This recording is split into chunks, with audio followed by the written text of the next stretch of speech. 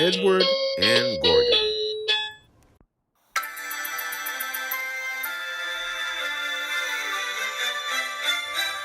One of the engines in Edward's shed was called Gordon. He was very big and very proud.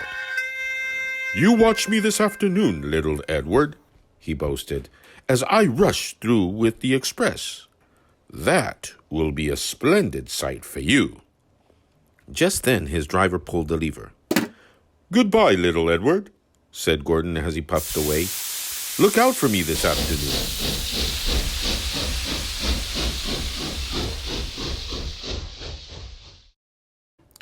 Edward went off too to do some shunting.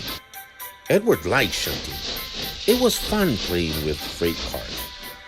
He would come up quietly and give them a pull. "Oh, oh, oh, oh, oh," screamed the freight cars. "Whatever's happening?" Then he would stop, and the silly freight cars would go bump into each other.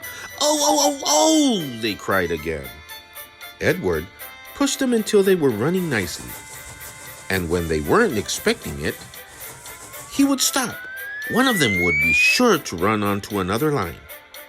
Edward played till there were no more freight cars. Then he stopped to rest. Presently, he heard a whistle.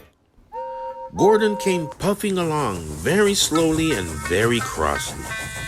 Instead of nice, shining coaches, he was pulling a lot of very dirty coal cars. "A goods train, a goods train, a goods train," he grumbled. "The shame of it, the shame of it, the shame of it." He went slowly through, with the coal cars chattering and banging behind him. Edward laughed and went to find some more freight cars.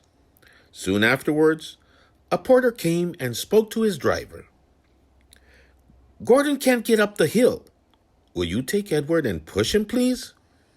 They found Gordon halfway up the hill and very cross. His driver and firemen were talking to him severely. "You are not trying," they told him. "I can't do it," said Gordon. "The noisy freight cars hold an engine back so. If they were coaches, clean, sensible things that come quietly, now that would be different." Edward's driver came up. "We've come to push," he said. "No use at all," said Gordon. "You wait and see," said Edward's driver. They brought the train back to the bottom of the hill. Edward came behind the brake van, ready to push. "Beep, beep." "I'm ready," said Edward. "Poop, poop." "No good," grumbled Gordon. The guard blew his whistle, and they pulled and pushed as hard as they could. "I can't do it. I can't do it.